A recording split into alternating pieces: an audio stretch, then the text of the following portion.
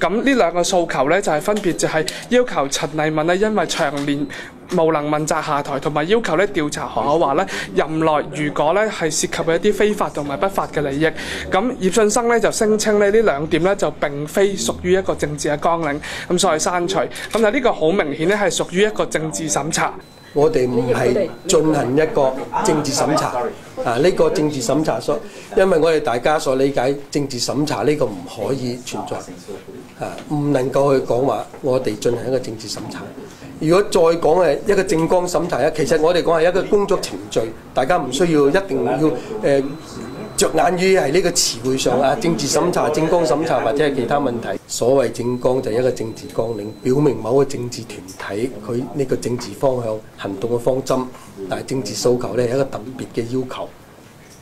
咁候選人就覺得係佢哋嘅政綱，但係而家係佢哋覺得係選管會刪除咗。所以而家呢個非常之正常，呢個非常之正常。每一個人，我哋講每一個人有自己嘅思維方式，有自己嘅價值判斷，呢個都係咁樣。葉官嘅意思係咪即係話選舉組別嘅理解同選管會嘅理解係有差別？每一個政治團體都擁有自己呢個從政嘅立場、從政嘅自由喺呢度。我哋唔會話確定某個團體要行邊一個方向，但係呢，我哋只係講清楚政治訴求同埋呢個政治綱領係有分別。